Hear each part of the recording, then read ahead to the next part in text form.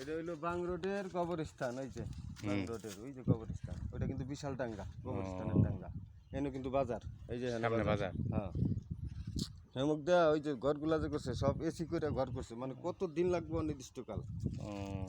মানে বিদেশিরা আছে হ্যাঁ ইঞ্জিনিয়াররা থাকে দেখো না কাজগুলা যে করছে, এই যে একটা যে পাহাড় সব ডালাই ডালাই।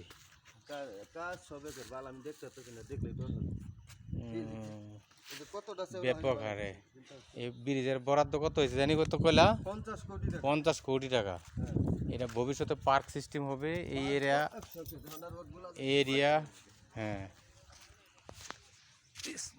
এটা হবে পুরা সুইচ গেট।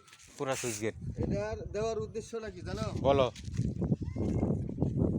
মানে এই যদি এই জায়গায় ম্যাপ করে ব্রিজটা করার উদ্দেশ্য, তোমার সর্বোচ্চ উঁচা জায়গা কিন্তু হলো এটা। হ্যাঁ এই উঁচার মধ্যেই ব্রিজটা দেওয়া, তার মানে সুইচ গেট দেওয়া পানি আটকাইবো, যত এই টাঙ্গা ক্ষেত খোলা আছে সব সব ভরাট করবো, ভরাট করে কৃষি আবাদি হিসাবে। কৃষি আবাদি, হ্যাঁ এইটা অবস্থা।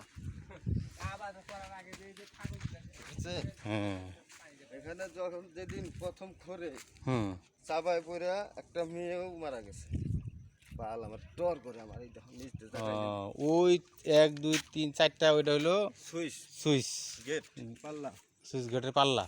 জি এখন যখন উদ্বোধন হবে সেদিনেই আমার ভাই সাইফুল, আমার ভাই আসিরউদ্দিন আসে প্রধান অতিথি হিসাবে, অতিরিক্ত হিসাবে আমন্ত্রণ করতে পারি, আমন্ত্রণে নিয়োজিত হইতে পারে।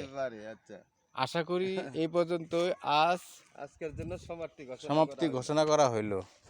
আচ্ছা ধন্যবাদ। ভালো লাগছে তো নাকি? ইনশাআল্লাহ হ্যাঁ? ইনশাআল্লাহ আচ্ছা ঠিক আছে, ইনশাআল্লাহ। এটা কিন্তু আমার শ্বশুর